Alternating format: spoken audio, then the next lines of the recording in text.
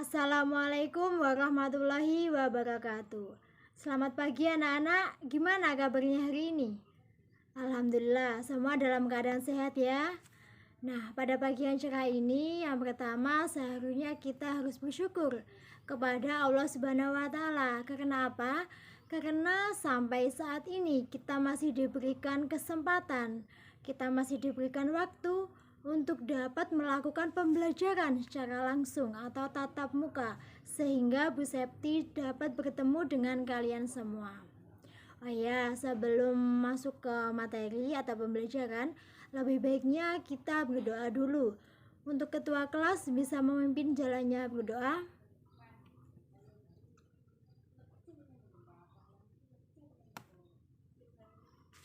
Alhamdulillah ya, semoga dengan berdoa tadi dapat membuat kita semakin lancar, terus juga mempermudah kita dalam memahami materi, terutama yang akan Ibu sampaikan pada hari ini, supaya kelak nantinya jika ilmu atau materi yang Ibu berikan kepada kalian itu dapat bermanfaat dan berguna untuk masa depan.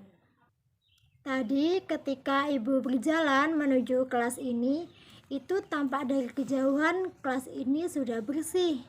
Dan ternyata benar saja ketika Ibu masuk di kelas ini, itu kelasnya sudah bersih, wangi, juga tempat duduknya rapi. Di sini juga kursi dan meja untuk Bu Septi juga sudah rapi. Saya sangat mengapresiasi tim piket yang hari ini sudah melaksanakan tugasnya dengan baik. Semoga tim piket yang lainnya bisa mencontoh ya tim piket yang hari ini, ya seperti ini yang Ibu harapkan, kerjasama juga tanggung jawab gitu, sehingga apa? Sehingga kalaupun dalam pembelajaran nanti itu kita bisa paham dalam menyerap materi. Itu kan kalau suasananya bersih, rapi, menyenangkan, itu kan kita bisa mudah ya dalam memahami materi atau menangkap materi, terutama yang Ibu Septi sampaikan kepada kalian. Oh iya, tapi ada satu yang belum dibersihkan. Ayo, ada yang tahu apa? Iya benar, papan tulis. Nah, ini kan materi minggu lalu ya. Nah, harusnya itu dibersihkan dulu. Untuk yang piket hari ini, siapa? Mbak Maya, Mbak Maya ada? Oh ya, Mbak Maya tolong dibersihkan dulu ya. Ya, terima kasih Mbak Maya. Nah, jadi kalau papan tulisnya itu bersih, kan kita juga nyaman dalam menerima materi. Juga bisa lebih mudah untuk kita memahami materi seperti itu. Jadi, ini juga nggak cuma hari ini ya, untuk seterusnya nanti diharapkan bisa bersih, baik dari kelasnya maupun papan tulisnya. Jadi ketika ada guru lain masuk, itu juga kelas ini memberikan kesan yang positif gitu, sehingga guru pun yang datang ke sini juga nyaman, juga tenang ketika akan memberikan materi kepada kalian gitu, sehingga kalian juga bisa menangkap materi dengan mudah dan menyenangkan gitu. Oh iya, itu masih ada sampah di belakang kursinya Mbak Diana, bisa tolong diambil lalu dibuang ke tempat sampah. Supaya apa? Supaya kelas ini tetap terjaga kebersihannya. Lalu media pembelajaran hari ini Bu Septi akan menggunakan PowerPoint atau PPT supaya kalian lebih mudah untuk memahami materi yang akan Ibu Septi sampaikan. Untuk LCD-nya bisa tolong dinyalakan dulu. Ya Ahmad, ya terima kasih ya Ahmad. Selanjutnya Bu Septi akan melakukan absensi terlebih dahulu supaya Ibu Septi tahu siapa hari ini yang masuk, yang sakit, yang izin, atau yang alfa tanpa keterangan. Yang pertama Agnes Widiawati, ya. Selanjutnya Naviana Yuningsih, Ahmad Nawawi, Doni Prasetya, Maya Agustina, Ayu Puji Lestari, Diana Prameswari, Aditya Setiawan, Nindya Rahayu, dan yang terakhir Tommy Nur Arifin. Alhamdulillah ya, berarti hari ini masuk semua. Ibu harap kedepannya juga seperti ini. Jadi untuk kalian tetap jaga kesehatan sehingga kalian bisa masuk sekolah, sehingga kalian bisa mengikuti setiap pembelajaran yang ada di sekolah dengan baik. Selanjutnya silakan disiapkan buku LKS. buku tulis dan juga alat tulisnya. Ya, untuk semuanya saja ya, diharapkan tetap memperhatikan Bu Septi selama menerangkan materi pada hari ini. Jadi kalian itu tidak boleh bicara sendiri dengan temannya gitu. Nanti kalau tidak paham, kalian juga akan bingung gitu. Jadi pokoknya harus memperhatikan apa yang Bu Septi sampaikan kepada kalian. Sekarang dibuka LKS-nya halaman 25. Oh iya, untuk materi pada hari ini tuh sebenarnya masih ada kaitannya dengan materi yang pernah Ibu sampaikan pada minggu lalu. Ada yang masih ingat? Ya, Ahmad?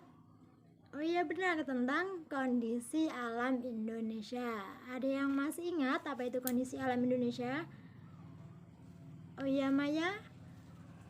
Oh, kondisi alam yang ada di Indonesia ya. Bisa sih, tapi kurang tepat ya, kurang tepat. Mungkin ada lagi? Oh, ini kelihatannya masih pada bingung ya. Ya, di sini Bu Septi akan menjelaskan tentang kondisi alam Indonesia. Seperti yang kita tahu bahwa Indonesia itu kan memiliki sumber daya alam yang banyak ya, yang beragam, yang melimpah gitu dan juga luas, sehingga tidak mengherankan bahwa banyak turis atau pengunjung yang berkunjung ke Indonesia hanya sekedar untuk menikmati keindahannya. Nah, maka dari itu juga mengakibatkan kegiatan pariwisata di Indonesia itu maju, mengalami kemajuan. Nah, kegiatan pariwisata itu pun berkembang di sejumlah wilayah, contohnya di Bali, di Yogyakarta, di Lombok, dan lain sebagainya, sehingga juga mendatangkan keuntungan ekonomi yang banyak. Nah, selain di wilayah tersebut, sebenarnya kita juga bisa menikmati keindahan alam di sekitar kita. Contohnya apa, Bu? Contohnya hutan, sungai, danau, gunung, pegunungan, yang itu semua ada di sekitar kita gitu. Jadi dengan adanya keindahan alam tersebut, kita harus dapat memanfaatkan sebaik mungkin. Nah, lalu berdasarkan penjelasan Ibu tadi ya, Ibu tadi kan membahas sedikit tentang keindahan alam. Lalu sebenarnya kondisi alam Indonesia itu apa, Bu? Nah, kondisi alam Indonesia, kondisi itu kan bisa diartikan sebagai keadaan. Nah, jadi kondisi alam Indonesia adalah keadaan atau kondisi yang dapat kita kenali dari keadaan geologi, bentuk muka bumi, dan juga iklim. Nah, keadaan fisik suatu wilayah itu sangat mempengaruhi corak atau karakteristik kehidupan makhluk hidup yang tinggal di atasnya atau yang tinggal di situ. Nah, kemudian keadaan alam Indonesia atau kondisi alam Indonesia itu dapat dikelompokkan menjadi dua bagian, yaitu keadaan fisik wilayah serta keadaan flora dan fauna. Keadaan fisik wilayah diantaranya terdiri dari kondisi geologi, keadaan bentuk muka bumi, dan keadaan iklim. Nah, sementara keadaan flora dan fauna itu menyangkut jenis keragaman dan sebarannya. Yang pertama yaitu kondisi fisik wilayah. Nah, sebagai suatu wilayah, Indonesia itu pasti memiliki keadaan fisik tertentu yang sudah bisa dipastikan tidak bisa sama dengan negara yang lain. Nah, keadaan fisik tersebut itu dapat dikenali dari keadaan geologi, bentuk muka bumi, dan juga iklim. Yang pertama yaitu kondisi geologi Indonesia. Geologis terdiri dari dua kata, yaitu geo yang artinya bumi dan logi atau logos yang artinya ilmu. Jadi geologis adalah ilmu yang mempelajari bumi. Nah, dalam hal ini berdasarkan susunan bebatuan yang ada di permukaan bumi. Jadi letak geologis Indonesia adalah letak wilayah Indonesia yang didasarkan pada susunan bebatuan yang ada di permukaan bumi. Nah, letak geologis Indonesia yaitu yang pertama, Indonesia dilalui oleh dua buah rangkaian pegunungan besar di dunia, yaitu rangkaian sirkum Mediterania dan sirkum Pasifik. Yang kedua, Indonesia terletak pada pertemuan lempeng litosfer, yaitu lempeng Indo-Australia dan lempeng Eurasia dan juga lempeng Pasifik. Yang ketiga, Indonesia terletak pada 3 daerah dangkalan, yaitu dangkalan Sunda, dangkalan Sahul, dan dangkalan atau daerah laut di pertengahan Australia Asiatis. Nah, akibat adanya hal tersebut itu membawa dampak positif dan negatif. Dampak positifnya apa, Bu? Dampak positifnya adalah karena tumbukan dari lempeng itu tadi membentuk suatu rangkaian pegunungan yang sebagian menjadi gunung api di sepanjang Pulau Sumatera, Jawa, Nusa Tenggara. Nah, manfaat dari gunung berapi tersebut adalah menyimpan air, terus juga menyuburkan tanah, terus juga menghasilkan bahan mentah seperti sulfur, emas, tembaga gitu, dan juga menghasilkan material untuk bangunan seperti pasir. Dapat juga dijadikan sebagai objek wisata dan juga menjalankan usaha perkebunan. Tapi juga ada dampak negatif. Nah, dampak negatifnya apa, Bu? Nah, gunung berapi itu kan jika meletus itu mengeluarkan lahar yang sangat panas. Nah, jika mengenai manusia itu pasti akan meninggal atau nyawanya tidak bisa tertolong, sehingga itu mengakibatkan korban jiwa dan juga membuat hewan dan tumbuhan juga mati. Bisa juga mengakibatkan kebakaran hutan, awan panas, dan lain sebagainya. Nah, selain terbentuk pegunungan dan gunung api tersebut, tumbukan antar lempeng juga dapat menghasilkan fenomena gempa bumi. Nah, goncangan akibat gempa bumi membuat gerakan tanah di dasar laut yang kemudian menimbulkan gelombang.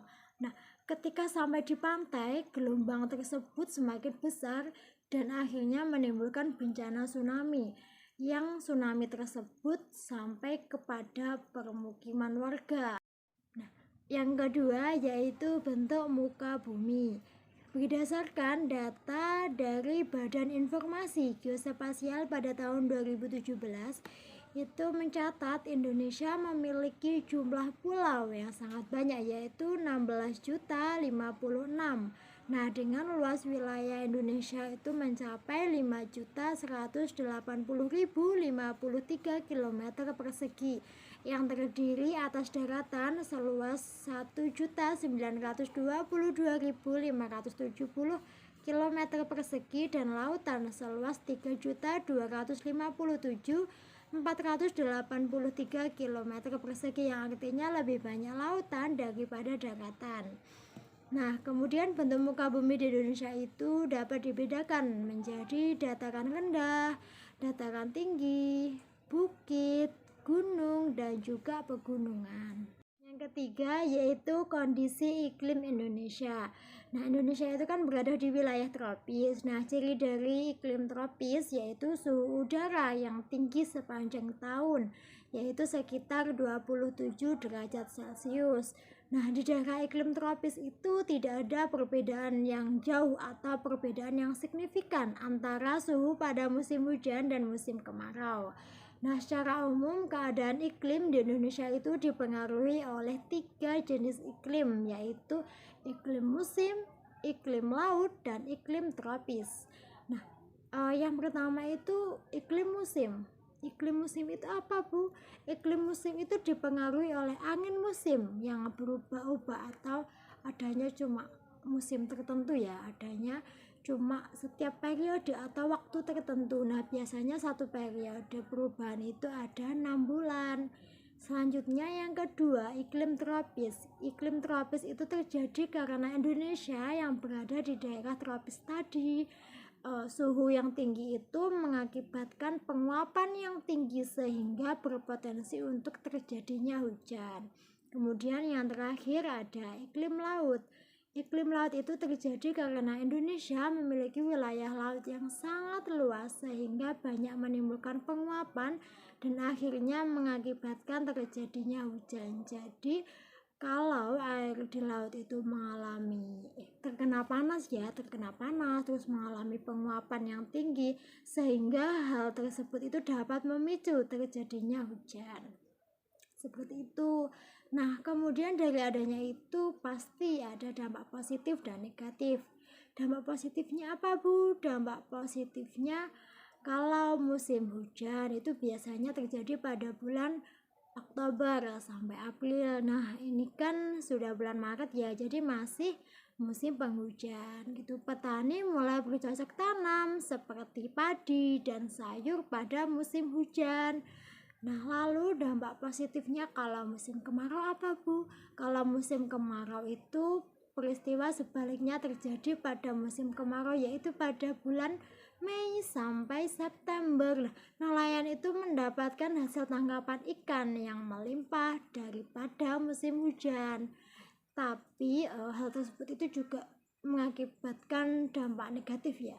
Kalau musim hujan itu dampak negatifnya nelayan jarang melaut karena cuaca buruk, nanti takutnya ada ombak atau gelombang besar.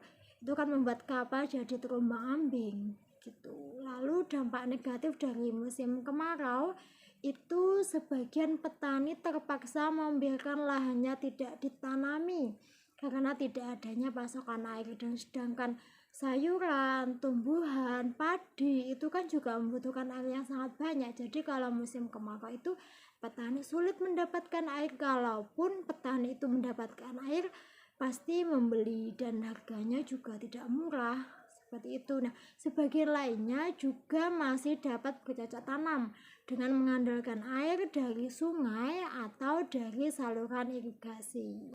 Nah, selanjutnya yang terakhir yaitu tentang keadaan flora dan fauna. Nah, mungkin kalian semua pernah dengar ya kata flora dan fauna. Mungkin ada yang masih ingat apa itu flora, apa itu fauna? Oh iya Maya, apa? Oh iya benar, kalau flora itu tumbuhan, kalau fauna itu hewan. Nah, Indonesia itu kan memiliki keanekaragaman flora dan fauna yang sangat besar dan sangat banyak. Bahkan keanekaragaman hayati, yaitu flora dan fauna itu tadi, Indonesia itu termasuk ke dalam 3 besar di dunia bersama-sama dengan Brazil di Amerika Selatan dan Zaire di Afrika. Nah, berdasarkan data dari Departemen Kehutanan dan Perkebunan pada tahun 1999, jumlah spesies tumbuhan di Indonesia itu mencapai 8.000 spesies yang sudah teridentifikasi. Nah, sedangkan jumlah spesies hewan itu mencapai 2.215 spesies. Spesies hewan itu terdiri atas 515 mamalia, 60 reptil, 1.519 burung, dan 121 kupu-kupu. Nah, berdasarkan keanekaragaman hayati yang ada di Indonesia itu tadi sangat berkaitan erat dengan kondisi iklim dan kondisi fisik wilayah.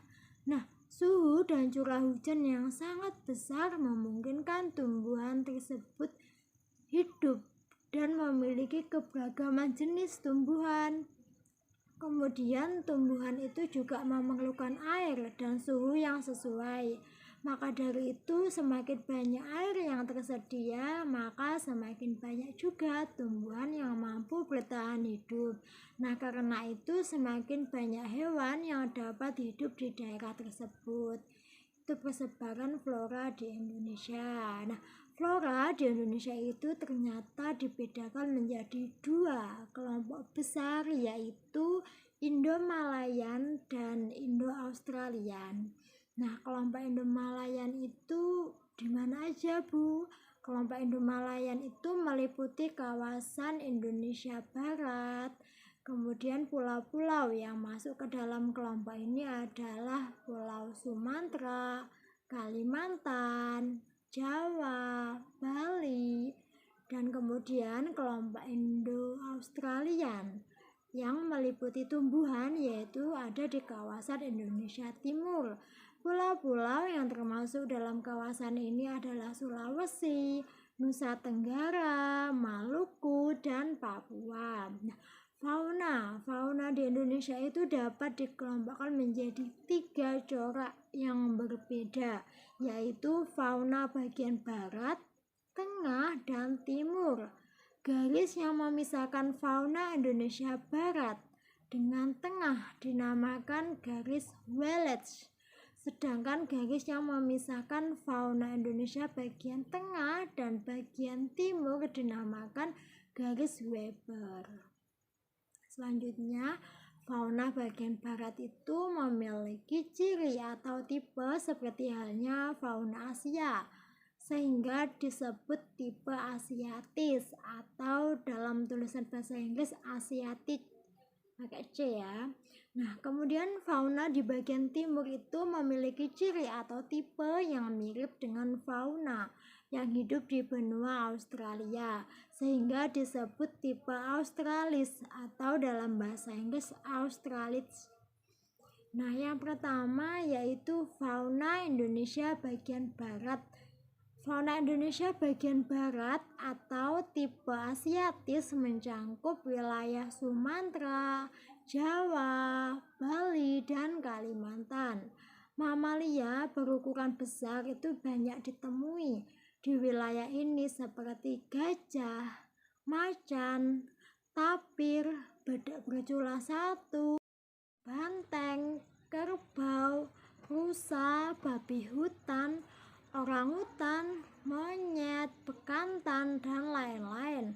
Nah, selain mamalia, di wilayah ini juga banyak pula ditemui reptil seperti ada ular, buaya, tokek, kadal, biawak, bunglon, kura-kura, dan terenggiling. Nah, berbagai jenis burung yang dapat kita temui diantaranya yaitu burung hantu, gagak, jalak, elang, merak, kutilang, dan berbagai macam unggas.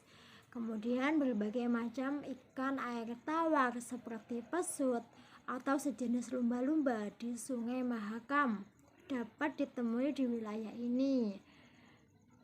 Kemudian fauna Indonesia Tengah atau tipe peralihan. Nah, wilayah fauna Indonesia Tengah disebut pula wilayah fauna Kepulauan Wallace atau tulisannya WALLCE. Itu mencangkup Sulawesi, Maluku, Timor, Nusa Tenggara, serta sejumlah pulau-pulau kecil di sekitar pulau-pulau tersebut. Nah, fauna yang menghuni wilayah ini diantara lain ada babi Rusia, anoa, ikan duyung, kuskus, monyet hitam, kuda, sapi, monyet sabah, beruang, tarsius, sapi, dan banteng. Nah, selain itu terdapat pula reptil, amfibia, dan berbagai jenis burung. Reptil yang terdapat di daerah ini itu diantaranya ada biawak, komodo, buaya, dan ular. Nah, berbagai macam burung yang terdapat di wilayah ini diantaranya maleo, burung dewata, mandar, raja udang, rangkong, dan kakak tua nuri. Selanjutnya yang ketiga atau yang terakhir yaitu fauna Indonesia bagian timur. Fauna Indonesia bagian timur atau disebut tipe Australis tersebar di wilayah Papua, Halmahera, dan Kepulauan Aru. Fauna berupa mamalia yang menghuni wilayah ini antara lain kanguru, beruang, walabi, landak irian atau nogdiak, kuskus, pemanjat berkantung atau oposum layang, kanguru, pohon, dan kelelawar. Nah, di wilayah ini tidak ditemukan kera. Di samping mamalia tersebut terdapat pula reptil seperti biawak, buaya, ular, kadal, gitu, dan juga berbagai jenis burung dapat ditemui di wilayah ini diantaranya burung cendrawasih, nuri, raja udang, kasuari, dan namudur. Nah, jenis ikan di air tawar yang ada relatif sedikit. Itu tadi penjelasan dari Bu Septi mengenai materi hari ini, yaitu kondisi alam Indonesia. Mungkin dari sini ada yang bingung atau mungkin ada yang belum paham, itu bisa ditanyakan. Ya, mungkin ada yang bertanya, oh iya Mbak Ayu, gimana pertanyaannya? Oh iya, ini untuk yang berani bertanya, nanti Ibu akan kasih nilai tambahan ya. Ya, gimana pertanyaannya dari Mbak Ayu? Oh iya, pertanyaannya yaitu bagaimana sih Bu cara kita sebagai warga negara Indonesia yang baik untuk menjaga kondisi alam atau keadaan alam Indonesia ini supaya tetap lestari, seperti itu ya. Nah, Ibu akan menjawab pertanyaan dari Mbak Ayu itu. Cara yang dapat kita lakukan itu banyak ya. Nah, diantaranya itu apa? Diantaranya itu tidak merusak alam itu sendiri gitu. Contohnya seperti apa? Kita tidak menebang pohon sembarangan, terus juga kita tidak membuang sampah sembarangan. Terus juga kita tidak membakar sampah sembarangan. Itu kan akan menimbulkan polusi udara ya. Nah, juga kalau menebang pohon sembarangan itu kan dapat mengakibatkan hutan gundul, itu juga merusak lingkungan, merusak alam gitu. Terus juga kalau dari segi flora itu tumbuhan, kita tidak bisa membunuh semua tumbuhan supaya mati. Itu harusnya kan tumbuhan itu tetap dijaga gitu, bahkan kalau bisa dikembangbiakkan supaya banyak gitu. Terus kalau dari segi fauna Bu, dari segi hewan itu kita tidak boleh membunuh hewan itu secara langsung, maksudnya secara sembarangan. Itu hewan itu kan ada yang untuk dilindungi gitu. Jadi kalau hewannya dibunuh, nanti hewannya habis, malah makhluk hidup itu juga terganggu gitu. Makhluk hidup itu kan ya kita manusia, tumbuhan, hewan, seperti itu. Mungkin ada yang lain, ada yang bertanya lagi? Oh ya, tidak ada ya. Ya mungkin saya rasa semuanya juga sudah paham ya. Materi yang Ibu sampaikan tadi juga mudah untuk dipahami. Nah, jadi kesimpulan dari materi kita hari ini tentang kondisi alam Indonesia adalah kondisi itu adalah keadaan. Nah, keadaan alam Indonesia yang dapat kita kenali dari keadaan geologi, bentuk muka bumi, dan juga iklim. Nah, keadaan atau kondisi alam Indonesia itu dikelompokkan menjadi dua. Diingat-ingat ya. Yang pertama itu ada keadaan fisik wilayah, dan yang kedua keadaan flora dan fauna. Jadi kita sebagai warga negara Indonesia yang baik harus tetap menjaga, melestarikan alam kita ini. Ini kan juga anugerah dari Allah Subhanahu wa Ta'ala yang telah diciptakan untuk kita, dapat kita manfaatkan sebaik-baiknya. Ya, itu tadi penjelasan materi mengenai kondisi alam Indonesia dari Bu Septi. Nah, Bu Septi rasa semuanya sudah paham ya. Selanjutnya akan Bu Septi kasih tugas. Nah, tugasnya itu apa Bu? Nah, tugasnya itu adalah dalam satu kelas ini dibagi menjadi dua kelompok, yaitu kelompok flora dan kelompok fauna. Nah, tugasnya itu apa Bu? Tugasnya itu adalah mencari persebaran flora dan fauna di Indonesia beserta contoh gambarnya. Itu ya, tugasnya itu Ibu kasih waktu 1 minggu, jadi dapat dikumpulkan minggu depan. Untuk kelompoknya nanti akan Ibu buat sesuai nama-namanya, nanti akan Ibu kasih tahu kepada kalian semua. Ya, baik, itu tadi materi pada hari ini yang dapat Ibu Septi sampaikan. Nah, selanjutnya kita akhiri pertemuan pada hari ini dengan bacaan hamdalah. Alhamdulillahirrabbilalamin. dan kafaratul majelis. Subhanakallahumma wa bihamdika asyhadu an la ilaha illa anta astaghfiruka wa atubu ilaik. Nah, apabila dalam pembelajaran hari ini Bu Septi ada salah kata ataupun salah tindakan, Ibu Septi minta maaf dan tetap jaga kesehatan bagi kalian semua. Akhiran, wassalamualaikum warahmatullahi wabarakatuh.